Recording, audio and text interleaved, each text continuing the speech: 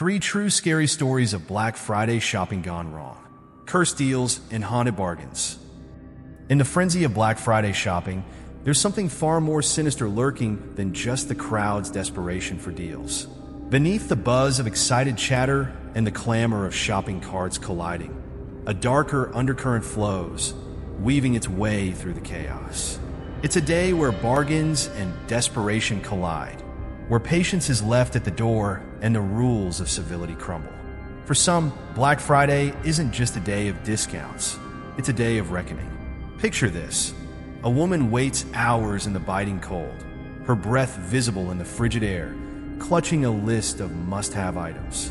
As the store doors finally slide open, she's engulfed in a wave of shoppers, their bodies pressing against her, the collective hunger for deals transforming them into a frenzied mob.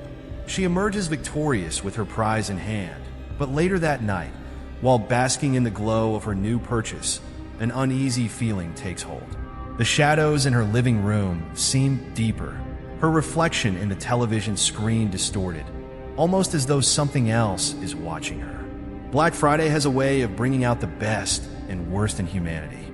It's a tradition fueled by excitement, competition, and the allure of savings, yet it often teeters on the edge of chaos. In the frantic race to claim the best bargains, people forget their manners, their boundaries, and sometimes their sense of reality. Strange things happen when stress, greed, and crowds mix, a recipe for more than just discomfort, but for eerie encounters that defy explanation. For retail workers, Black Friday isn't just about bracing for crowds. It's about enduring the unpredictable. An employee might witness a shopper clawing at another for the last gaming console, only to find a discarded shoe in the aftermath. Or they might catch a glimpse of a customer in an aisle, only to realize moments later that no one was ever there. For shoppers, the day can mean more than just snagging deals. It can mean venturing into situations where the price of admission isn't just monetary but psychological. In this collection, we'll explore 3 chilling tales of Black Friday that showcase the sinister side of this cultural phenomenon. These stories delve into the dark underbelly of consumer frenzy, where greed meets the unexplainable and the mundane becomes malevolent. Prepare yourself for tales of cursed bargains, spectral shoppers, and the terrifying consequences of succumbing to the allure of the ultimate deal. As you read, ask yourself, how far would you go for a discount? And what might you bring home that you never bargained for? Story 1. The deal that never ends. Claire had never been one to shy away from a challenge, especially not when it came to saving money. As a single mother, every penny counted, and Black Friday was her Super Bowl, a chance to stretch her modest budget further than it ever could go. This year, she had her eye on one item in particular, a top-of-the-line kitchen blender that was on sale for a fraction of its original price. It was the perfect opportunity to finally upgrade her old, unreliable appliance and make her family's meals smoother, easier, and faster. She woke up before dawn, bundled up against the cold, and joined the long line of eager shoppers standing outside the department store.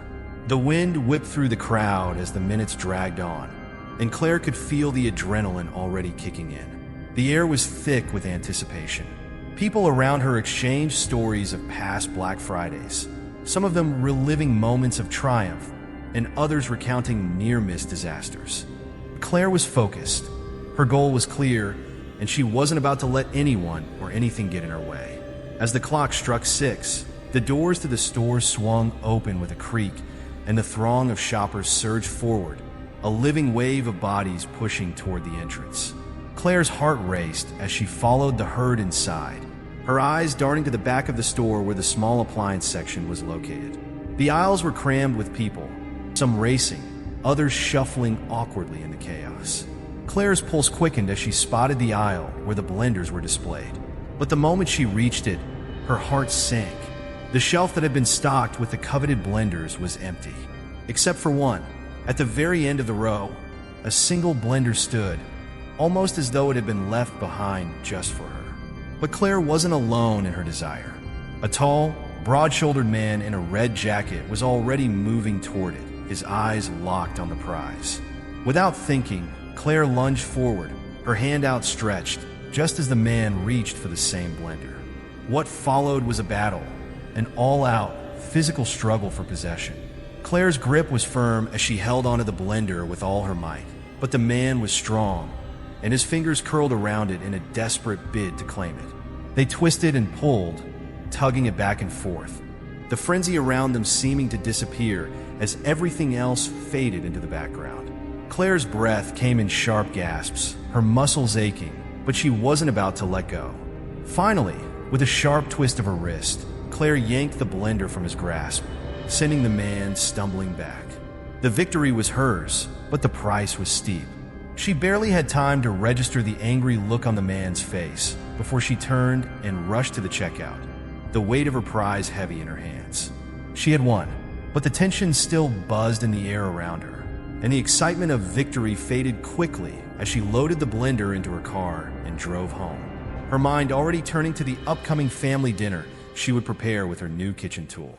That night, Claire sat down in front of the TV with a cup of tea, the blender sitting on the counter, gleaming under the kitchen lights.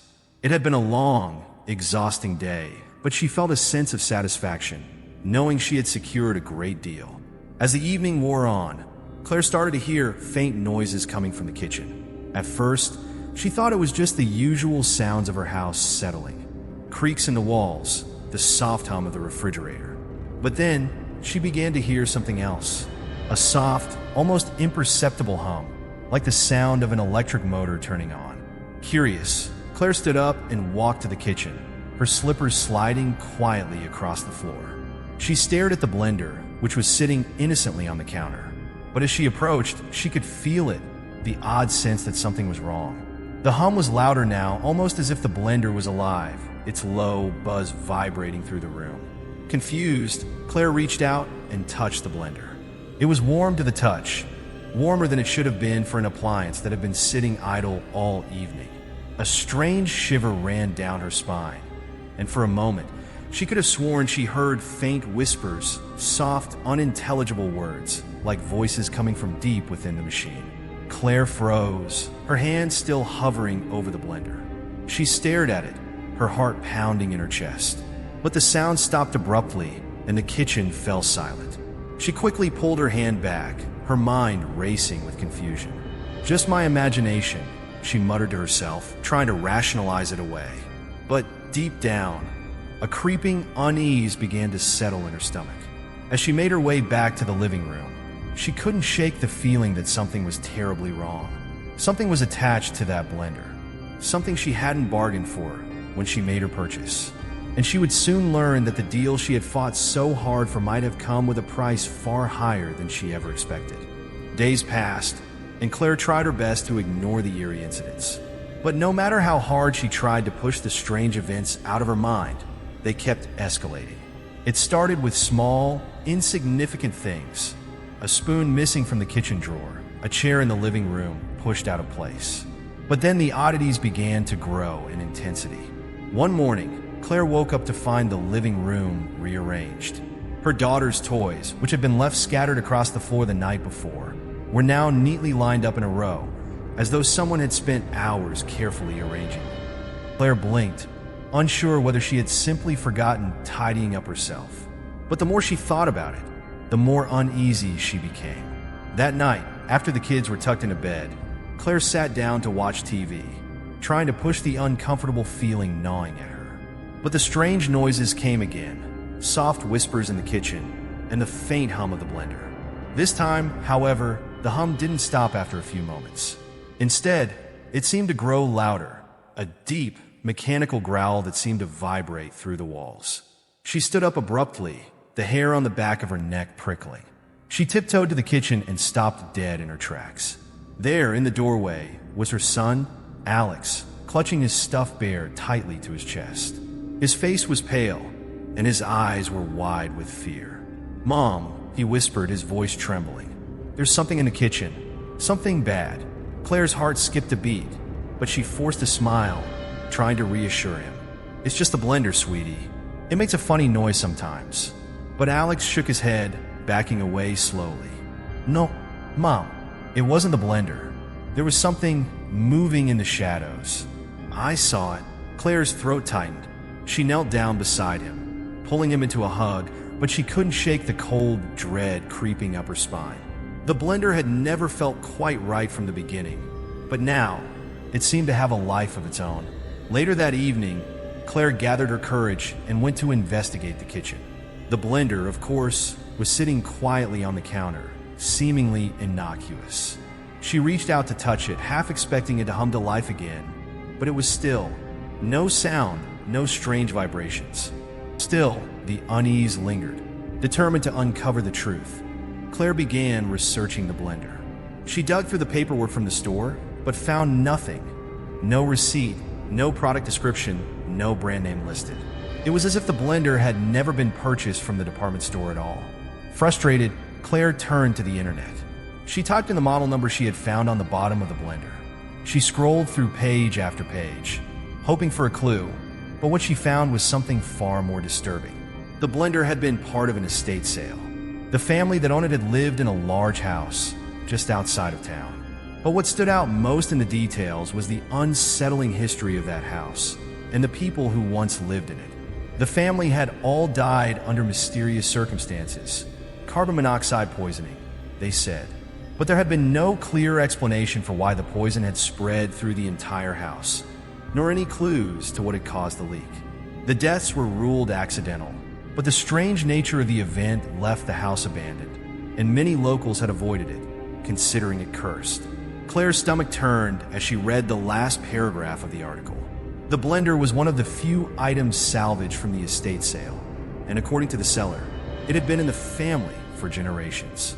Claire's blood ran cold as she realized that the object she had fought so hard to claim had once belonged to a family that had met a tragic end. But that wasn't all. A quick search for the department store revealed that there had been no record of the sale she had made. It made no sense. Claire had paid for the blender with her credit card, and she had a clear memory of handing over the money. The receipt, however, was nowhere to be found. Desperate for answers, Claire decided to return the blender to the store. She gathered her courage, hoping that maybe, just maybe, she could rid herself of the cursed object. She arrived at the department store the next morning, her heart pounding in her chest. As she walked to the customer service counter, she asked the employee if she could return the blender. The young woman behind the counter glanced at the box, and then at Claire with a confused expression. "We don't sell this model here," she said flatly. "In fact, we've never carried this brand before." Claire's stomach dropped. "But I bought this here just last week. I have the receipt." The employee shook her head. "No, ma'am. We don't have any record of a purchase like that. Are you sure you're at the right store?" Claire's head spun. She was certain she had purchased the blender from this very store. But now, the employees were acting as though it had never been here. The young woman continued, her voice distant. "And we don't sell estate sale items. If you're trying to return it, you're in the wrong place." Claire blinked, her pulse quickening as the realization hit her like a ton of bricks. She wasn't just dealing with a faulty blender. She was dealing with something much darker, something far beyond her comprehension. As she left the store empty-handed, the whispers returned, louder this time, echoing in her ears, drowning out all thought. The blender wasn't just an appliance. It was a vessel for something that had followed her home, something that refused to let go. Story 2. Black Friday Bargain or Black Curse. Sam, Jake, Lila, and Mia had always been close. They shared an unspoken bond, a friendship forged through years of laughter, heartbreak, and countless adventures. And with Black Friday approaching, they saw it as the perfect opportunity for one more adventure. This time, centered around what was often called the best shopping day of the year. They had talked about it for weeks, mapping out their plan of attack like soldiers before a battle. The centerpiece of their mission? A 75-inch smart TV marked down to an irresistible price. It was the deal of the century, one that promised to elevate their movie nights, gaming sessions, and endless Netflix binge-watching. The kind of deal that would make every other Black Friday purchase pale in comparison. And they would stop at nothing to get it. The group had arrived at the electronics store just as the doors opened. The crowd surged forward like a tidal wave, eager to grab the best deals before anyone else could. Sam, ever the planner, had scoped out the layout ahead of time, leading the group through aisles crowded with frenzied shoppers. When they reached the TV section, They saw it, the 75-inch television, sitting proudly on a display pedestal, surrounded by a small sea of customers. As Sam eyed the TV, a feeling of triumph washed over her. This was it, the deal they had come for. But as she took a step forward, a new reality set in. They weren't the only ones with the same idea. A couple of other shoppers had already surrounded the TV, their hands hovering greedily over the price tag, eyeing the prize like vultures circling their prey. The tension in the air grew palpable, thick with the weight of unspoken competition. Sam shot a glance at Jake, who, with his usual bravado, cracked his knuckles and grinned. "You think they'll fight fair?" he asked, the excitement in his voice betraying a hint of danger. "I doubt it," Mia replied with a wry smile, rolling up her sleeves. "But we didn't come all this way to lose, right?" The moment the store's staff signaled the official start of Black Friday deals, chaos erupted. It wasn't just a mere shopping spree, it was a battle royale. Customers lunged forward, arms flailing, voices shouting as they tried to claim their prize. Jake and Sam immediately joined the fray, diving into the mass of people to get to the TV first. The four friends fought tooth and nail against a pair of other shoppers who were equally determined. Jake shoved one man aside, while Lila used her size to block another woman's path. Sweat poured down their faces, and Sam could feel her heart pounding in her chest. With each passing second, it felt like the crowd was closing in on them, as if the store itself were an enormous beast, consuming them in the madness of materialism. But they were winning. Slowly, they edged closer to their goal, each of them taking turns to steady the giant TV while pushing their way through the other shoppers. Finally, with a triumphant cheer, Sam grabbed the TV stand and pulled it from its pedestal. The group collectively let out a breath of relief. They had done it, but their victory came at a cost. The scene they had caused in the store had drawn the attention of nearly everyone around them, and the noise of the struggle lingered in the air long after they had secured their prize. It wasn't just the customers who stared. Even the store employees watched, their faces a mixture of disbelief and discomfort. "Maybe that was a little too much," Mia muttered under her breath, glancing nervously at the crowd. "We got the TV. That's all that matters," Sam replied, though her voice carried an edge of uncertainty. With their prize in hand, they headed to the checkout counter, the journey back to the car feeling like a victory lap. But as they made their way outside, the first signs of something strange began to unfold. Jake, who was driving, had just started the engine when the car lights flickered. They blinked in and out a few times before suddenly, the entire road ahead of them went black. The headlights cut out completely, and the streetlights lining the road failed as well. "What the hell?" Jake muttered, slamming the car's dashboard in frustration. "This is ridiculous. What's happening?" He fumbled for the switch, trying to turn the lights back on, but nothing worked. Panic set in as the car rolled forward, the headlights completely useless, and the engine sputtered. "Jake, stop!" Lila screamed as she looked ahead. There, in the pitch-black darkness, she could just make out the silhouette of a car parked in the middle of the road. "There's someone up ahead!" Jake slammed on the brakes, the tires screeching against the cold pavement. The car lurched forward, but Jake managed to bring it to a halt just inches away from the abandoned vehicle. Everyone sat in stunned silence for a moment, the adrenaline still pumping through their veins. The world outside seemed eerily still, the darkness surrounding them as though a shroud had descended. Jake quickly checked his phone, but there was no signal. The entire neighborhood appeared to be without power. "Did you guys see that?" Mia whispered, her voice trembling. "That car wasn't there before, right? We would have noticed it on the way in." The others nodded, equally uneasy. But before anyone could say anything else, the headlights flickered back on, and the car's engine roared to life. Jake drove forward, not looking back at the mysterious, abandoned vehicle. As they drove home in silence, their excitement over the TV began to fade into the background, replaced by an overwhelming sense of unease. What had just happened? Was it a coincidence, or something far more sinister at play? The questions loomed over them like a dark cloud, and none of them had an answer. In the days following the Black Friday shopping spree, the thrill of their victory soon began to fade. The group was still basking in the glow of their achievement, After all, they had managed to score the 75-inch TV at an unbeatable price. But something began to feel off, like a shadow lingering just out of reach, waiting to pounce. At first, the strange occurrences were subtle, easy to dismiss as mere coincidence. Jake was the first to experience something unsettling. It happened late one night when he was alone at home, watching a late-night show on the new TV. As he sat back on the couch, the room seemed to grow colder, the temperature dropping suddenly. His breath fogged in the air, and the TV flickered. Jake rolled his eyes, assuming it was just a glitch in the electronics. But then the screen went black, only to come back on moments later, showing the eerie reflection of a shadowy figure standing behind him. He turned around, heart racing, but the room was empty. He shook his head, trying to convince himself it was just a trick of the light, but the feeling of unease wouldn't leave him. That night, he slept fitfully, the image of the figure haunting his thoughts. The next day, Lila had her own strange experience. She was in her kitchen when she felt a chill sweep across the room. Her eyes darted to the TV, which was off, but as she looked away, she swore she saw the figure again, this time standing just outside her window, its face obscured by darkness.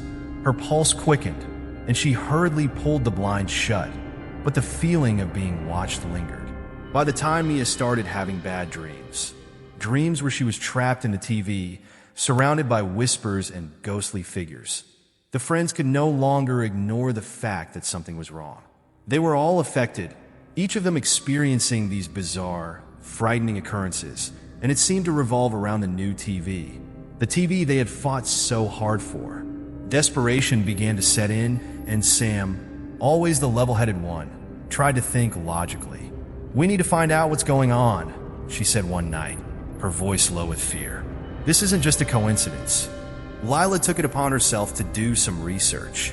She spent hours online, digging through news articles, forums, and anything she could find that might explain the strange happenings. After hours of searching, she found an article from several years ago, an article that made her blood run cold. It detailed the tragic story of a family who had been brutally murdered during a Black Friday sale at the same electronics store. The family, a father, mother, and 2 children, had been fighting over the very same model of TV that they now owned. The article explained how the family was killed by another shopper in a fit of rage, the store being flooded with chaos and violence. But the most chilling detail was the final line. The TV was the last thing they fought over. It was the last thing they ever touched. Lila shuddered as she read those words aloud to the group. "That's it," she whispered. "This TV, it's cursed. It's been tied to death and violence, and now we're paying the price." Sam felt a lump form in her throat. "We need to get rid of it," she said, her voice trembling. "If we don't, it'll keep coming after us." The friends gathered at Jake's house later that night, determined to dispose of the TV. They took it outside, hoping that getting rid of it would put an end to the terrifying events. But when they attempted to leave it on the curb for garbage pickup, the TV somehow found its way back into Jake's living room by morning. No matter how many times they tried to throw it away, the TV reappeared, seemingly drawn back to them like a malevolent force, mocking their every attempt to be free of it. In a last-ditch effort, they decided to destroy the cursed object. They gathered gasoline, dousing the TV in the hope that fire would erase whatever dark energy clung to it. But as the flames consumed the screen, a dark figure materialized before them. It was the same shadow they had seen reflected in the TV, the figure that had haunted them since they first brought it home. The ghostly figure loomed before them, its features indiscernible in the flickering light.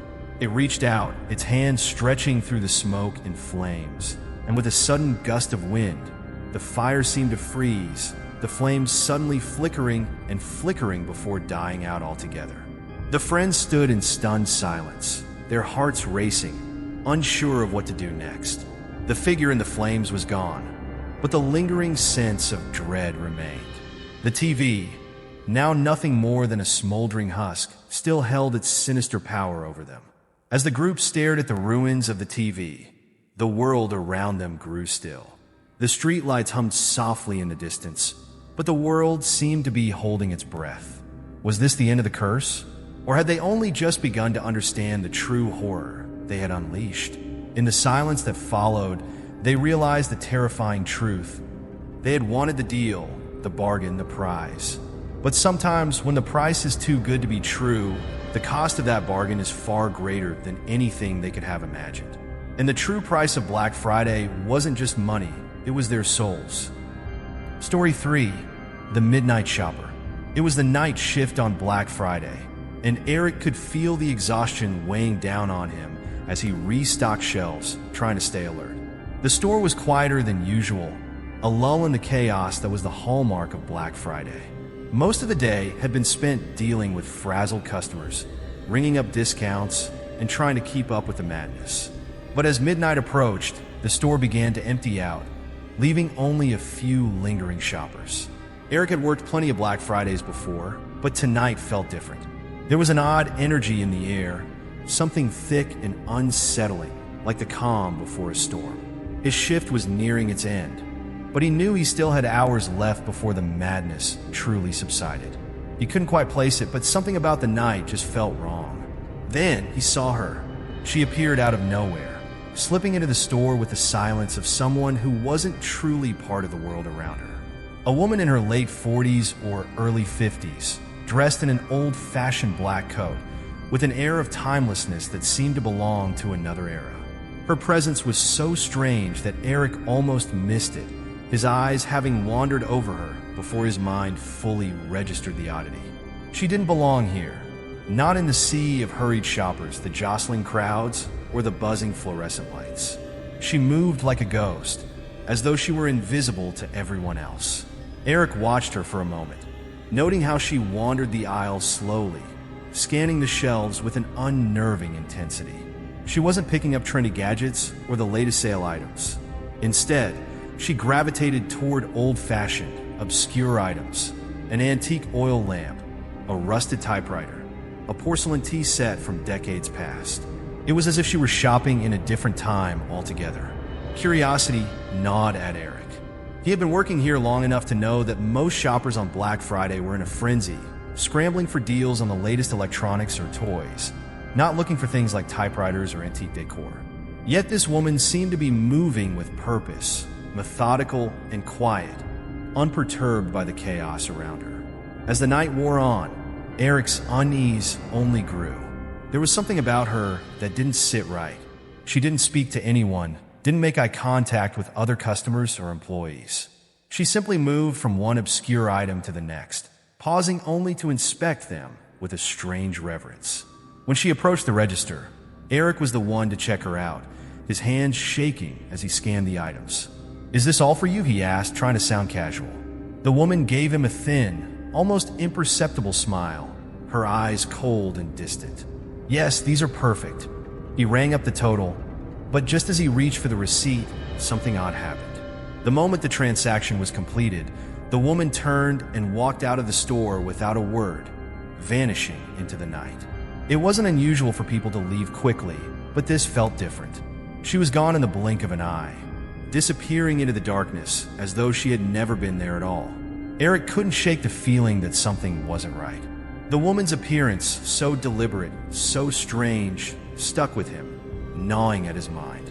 He had worked countless Black Friday shifts, but never had he encountered someone like her. And something about her purchases, those odd relics from the past, felt off. It wasn't just her.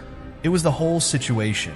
The eerie way she appeared, the unspoken intensity in the air, and the fact that no one else seemed to notice her. He shook his head, telling himself it was just the exhaustion setting in. Maybe he was imagining things. Maybe she was just a quirky customer with an affinity for vintage items. But the next year, she came back, and the year after that. Every Black Friday, like clockwork, the woman would appear, always at the same time, always purchasing the same strange assortment of items. The oil lamps, the typewriters, the old-fashioned trinkets that no one else seemed to want. Eric watched her year after year, his curiosity growing with each encounter. There was something about her that couldn't be explained, something beyond the scope of ordinary reality. But no matter how many times he tried to ask her questions, she would never respond, never reveal anything about herself. And with each passing year, the atmosphere in the store seemed to shift. The air grew colder, and the store's lights flickered more often, casting long, unsettling shadows in the aisles. As the years went by, Eric's unease deepened. It was as if the woman's presence was somehow tied to the store itself, tied to the strange energy that seemed to seep from the very walls. One night, unable to resist any longer, Eric decided to follow her. He finished a shift and, under the cover of darkness, slipped out of the store, keeping his distance as he tracked her movements. He couldn't explain why, but something compelled him to find out where she went, to uncover the truth behind her odd, silent shopping sprees. What he discovered that night would haunt him forever. The woman led him to a rundown alley, just behind the store, where the streetlights barely reached. He watched in stunned silence as she disappeared into an old building, its windows cracked and boarded up. As he approached, he noticed the door was slightly ajar. He pushed it open, his heart pounding in his chest. Inside, the air was thick with dust and the scent of something decayed. The building appeared to be abandoned, the walls lined with old furniture, forgotten relics of a bygone era. But in the back of the room, he saw something that made his blood run cold. A full set of oil lamps, typewriters, and antiques, identical to the items the woman had been purchasing for years. It was as if she had been gathering them, bringing them together in this dark, forgotten space. Eric could feel the hairs on the back of his neck stand up as he realized the truth. The woman wasn't just shopping for old items. She was collecting them, gathering them for something far more sinister than he could understand. And then, out of the darkness, he heard it, a voice. Soft, almost a whisper.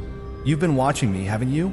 Eric froze, his heart racing as the shadows around him seemed to shift and breathe. The night air outside the store was thick with a biting chill, the kind that seemed to gnaw at your bones, even through layers of clothing. Eric sat alone in the back room, his thoughts swirling like the static on the old television sitting in the corner. His curiosity about the strange woman had only deepened since his last encounter, and now, something inside him demanded answers. He was no longer the only one interested in her odd behavior. His co-workers, once skeptical, had started to notice the strange occurrences too. One by one, they came to him with questions, suspicions growing with each passing year. Every Black Friday, without fail, the woman would appear by the same eerie assortment of objects and disappear into the night. This year, after his brief, unsettling chase through the alley, Eric knew he could no longer keep his questions to himself. His manager, a gruff, no-nonsense man named Greg, had grown increasingly concerned after Eric's strange stories. So, after a particularly grueling shift, Greg gathered a few of the staff, including Eric, to review the store's surveillance footage. They hoped to uncover something, anything, that would shed light on this peculiar customer. The flickering screens of the surveillance system came to life, showing years of footage from past Black Fridays. Eric and his colleagues watched in silence, the years rolling by in a blur of hurried shoppers, flashing sale signs, and the usual Black Friday madness. But then, something odd caught Eric's eye. There she was, the woman in the black coat, appearing again and again, always at the same time every year, always buying the same peculiar items. Her appearance hadn't changed in decades. She looked exactly the same in every single frame. Her hair, her face, her mannerisms, all frozen in time. It was as if she hadn't aged a day, despite the years passing by. Eric leaned in closer, his breath shallow as he replayed the footage.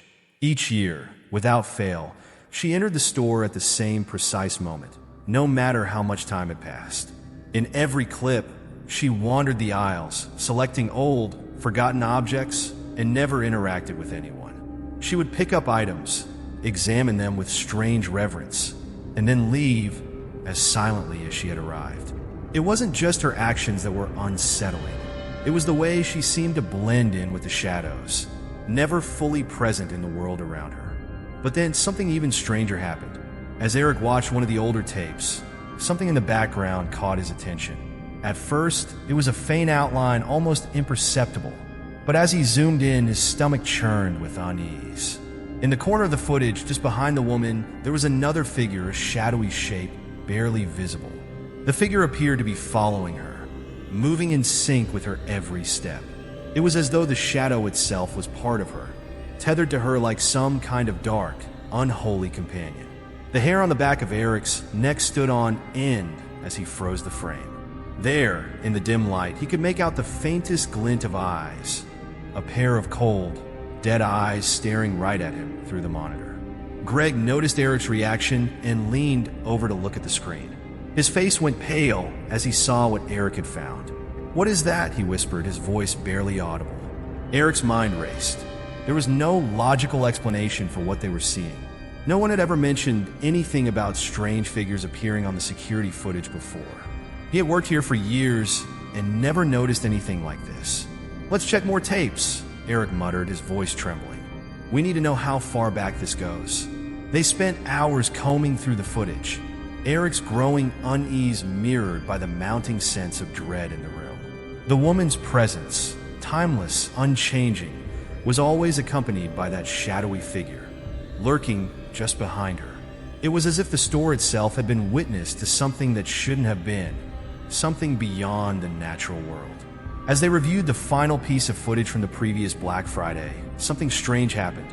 The screen flickered, distorting the image. And then, in the static, something horrifying appeared, a reflection. The woman, standing near the checkout counter, was looking directly at the camera, but her reflection in the glass was not hers. It was something else, something twisted, a grotesque version of her with hollow, black eyes. Eric's heart skipped a beat, and he had to look away, his hand shaking as he turned off the screen. The room seemed colder now, the walls pressing in on him with a suffocating weight. "That's it," Greg said, breaking the silence. "We need to confront her. Whatever this is, we need to stop it." Eric, still reeling from what he had seen, nodded slowly. "I've been watching her for years," he said quietly, his voice cracking. "It's like she's not even real, like she doesn't belong here." Greg stood up, his eyes hardening. "Then we'll make her talk. She's been coming here for decades, and we need answers." The next Black Friday came with a strange anticipation in the air. Eric couldn't shake the feeling that something terrible was going to happen. He kept glancing at the clock, counting down the hours until the woman would appear again. The store buzzed with activity, the usual frenzy of holiday shoppers filling the aisles, but Eric was fixated on the entrance. He couldn't focus on the sales, couldn't care less about the customers. All he could think about was her. And then, as expected, she appeared. Just as the clock struck midnight, the woman in the black coat walked into the store, as if time itself had folded around her. Eric watched her approach the aisles with his heart pounding in his chest. His co-workers were on edge, waiting for him to make his move. He approached her cautiously, trying to keep his breath steady. She was walking as if nothing had changed, as if this was just another routine trip. Eric stepped forward, his hand trembling as he reached out and touched her shoulder. The moment his hand made contact, something impossibly cold and brittle seemed to pass through him. The woman's figure dissolved before his eyes, breaking apart like ash caught in a gust of wind. In an instant, she was gone, leaving only the faintest whisper in her wake. "See you next year." Eric staggered back, his mind struggling to comprehend what had just happened. His legs gave way, and he collapsed to the floor, his heart racing in his chest. The room seemed to spin around him, the walls closing in as a cold, deathly silence enveloped the store. And just as suddenly as it had all begun, everything was normal again. But Eric knew the truth now. The woman, whoever or whatever she was not human, and she would be back just like she always had been. And next year he would be waiting. The curse of the midnight shopper was far from over. As we look back on the tales that unfolded through the chaos of Black Friday, it's clear that beneath the flashy signs, the blaring discounts, and the frenzy of eager shoppers, there lies a deeper, more unsettling truth. These stories, each unique in their eerie tale of cursed bargains and malevolent forces, reveal something more than just the consequences of a single shopping day. They delve into the heart of human nature itself. What we find is an exploration of the darker side of consumerism. The desire for things we don't need, the frantic race for deals, and the lengths we're willing to go to secure a bargain reveal the depths of greed, entitlement, and the power of desire. But it doesn't stop there.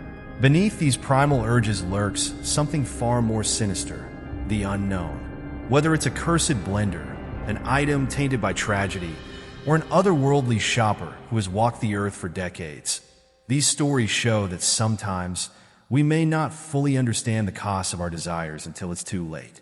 Black Friday, as we've come to know it, isn't just a day of shopping. It's a ritual, a race, and for some a descent into madness. But it also serves as a reminder that in our hunger for possessions and deals, we might inadvertently invite darkness into our lives, darkness we may not be able to escape.